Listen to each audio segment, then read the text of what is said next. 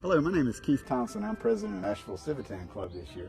I'd like to invite each and every one of you to join us for the upcoming television series, Spirit of Civitan TV. It's going to be on URTV, and we're going to be covering some of the important issues affecting our community. We're going to be meeting some of the civic leaders who are making a difference every day in the lives of our community, and making things better for our children and grandchildren, making this a better place in which to live. So we hope you will be able to join us and watch our series as it comes forward. Thank you. Good afternoon, ladies and gentlemen. We're going to start a little bit early. We have a pretty hectic schedule ahead of us today, so if I can call the meeting of October 13th, 2009 of the Asheville Civitan Club to order. Hold your ear.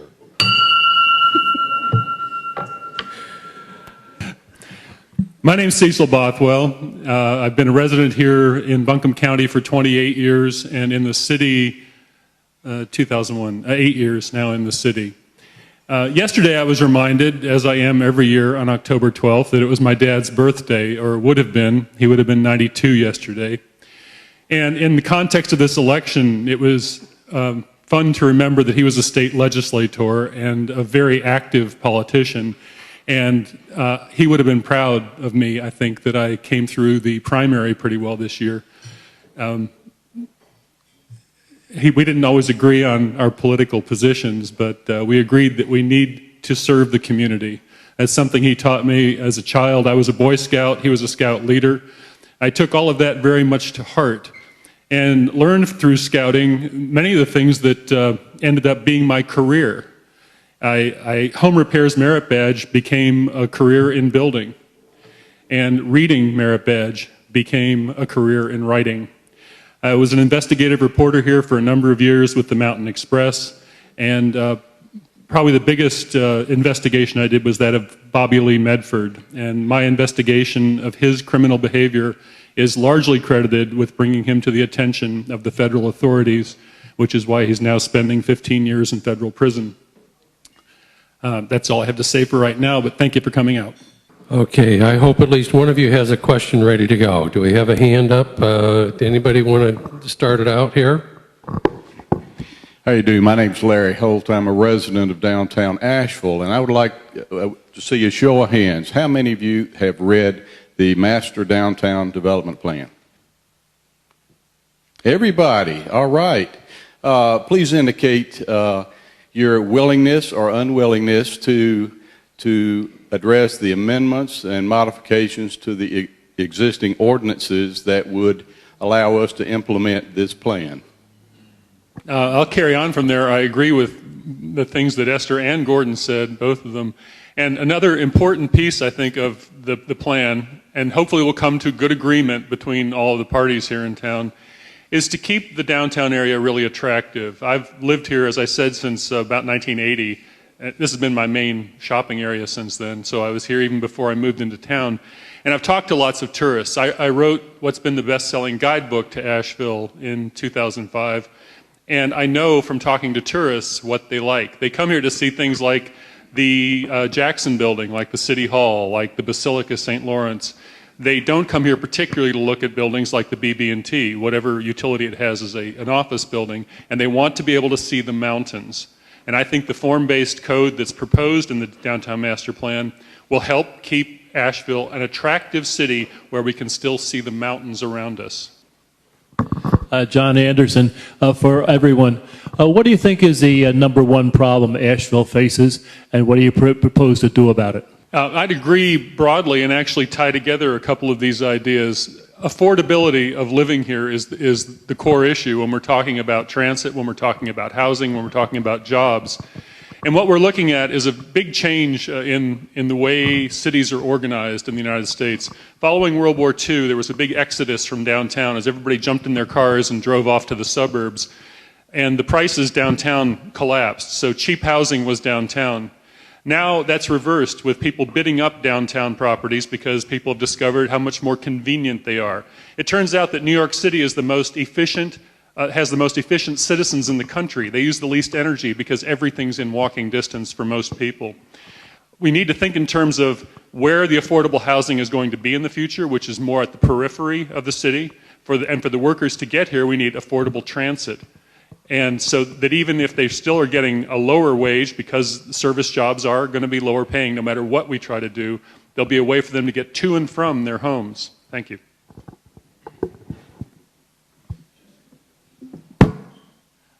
For the past 20 years, Asheville has been trying to get I-26 bypass constructed.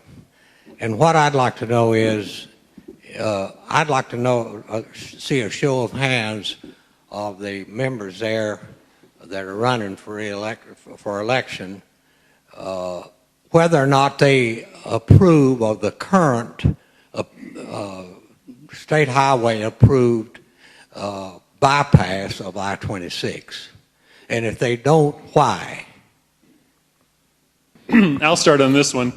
I have followed the I-26 issue as a reporter since about 1992, reporting for the Green Line and then the Mountain Express. In 1992, the NCDOT was telling us if we didn't have 8 lanes through Asheville by the year 2000, we would have gridlock.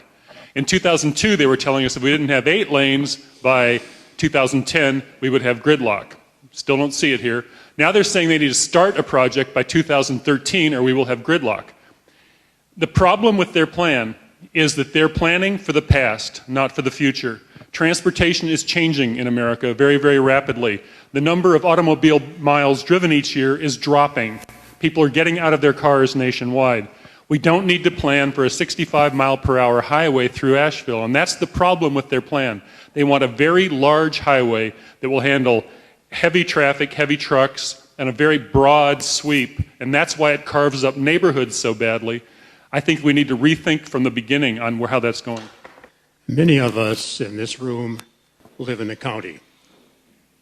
Our perpetual question to you would regard annexation.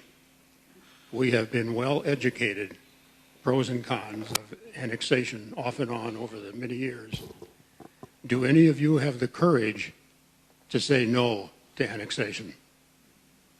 I tend to be philosophically opposed to forced annexation. I think we ought to find ways to entice people into the city. The truth of the matter is, and the reason it's used under our state law and all, is that as places become more dense, the people who live right around the edge of a city tend to be using a lot of the city services. They tend to have their jobs in the city. Many of them opt to buy into the city school systems, and admittedly they at least pay for that. And that's the force driving it, that more and more those people end up being in fact a part of the city, but are not in fact paying part of the tariff. And so I could be persuaded. I think ideally we'd convince people in any given neighborhood why they should be part of the team. For instance, a big one, the Biltmore Estate. You know, it claims Asheville, but it doesn't pay city taxes. You know, if you want to be part of the team, join the team. Thank you. Want to begin it with the 1-minute closing? Thanks again to all of you for being out here. This is the way we get to meet real people, the real voters. I believe the strengths I can bring to City Council involve my long career as a builder and contractor. I've had a lot to do with land use planning and decisions on the part of business owners and homeowners about what they're going to do with their land and their properties. My other career as a writer and investigative reporter, I think, has taught me a lot about the fact that there's at least 3 sides and usually more to every question.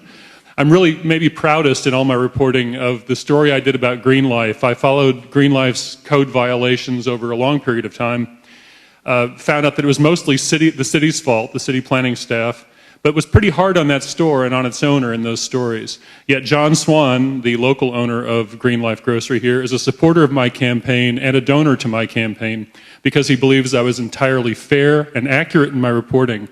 I believe that shows that I'm able to see through all of the various arguments, all of the various complaints that occur, and I expect 72,000 complaints every day and get to the right answers. Thank you. Vote for Cecil Bothwell.